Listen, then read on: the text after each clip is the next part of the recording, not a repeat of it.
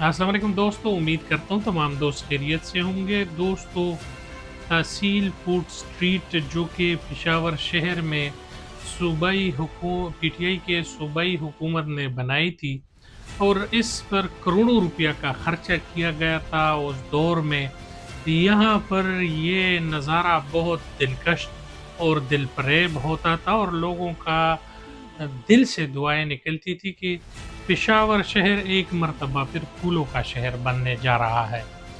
मगर जब कुछ अरसा गुजर गया तो यहाँ पर एक मर्तबा फिर मछली बाज़ार, सब्ज़ी बाज़ार और इसके साथ-साथ रिक्शा स्टैंड और मुख्तलिफ़ चीज़ें जो है वो शुरू होने लगी।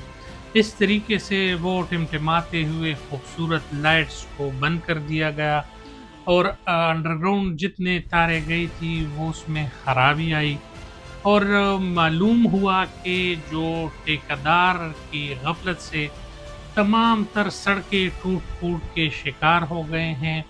जो अंडरग्राउंड तारें बिछाई गई थी वो ख़राब हो गई है और अब एक तहसील और फूड स्ट्रीट जो थी वो उस पर कब्ज़ा माफ़िया और बाज़ार के कुछ माफ़िया दुकानदारों का कब्ज़ा हो चुका है।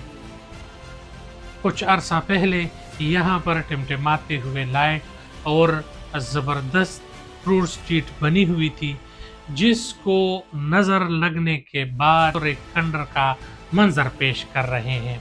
इस पर तमाम वो लोग जिस ठेके में मौजूद थे, जो ठेकेदार पर नज़र रखने वाले लोग थे और इस पर जितना रकम खर्च हुआ था, उन तमाम एहलकारों को, उन तमाम टीम्स को, उन ठेकेदारों को जो कि एक माफिया बना हुआ है और यहाँ पर जहाँ पर भी काम करते हैं तो उसमें बदनवानी का अंसर एक कुछ अरसे के बाद ही सामने आ जाता है। फिर ना तो इनको कोई कुछ कहता है और ना इनसे कोई पूछने वाला होता है।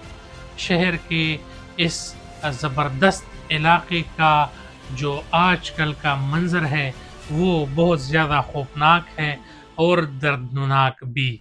इस पर कानून नाफ़िज़ करने वाले इदारों को चाहिए कि नज़र दोहराएं और जितने भी इसमें बदनवानी हुई है उनके खिलाफ कानूनी कार्रवाई होनी चाहिए।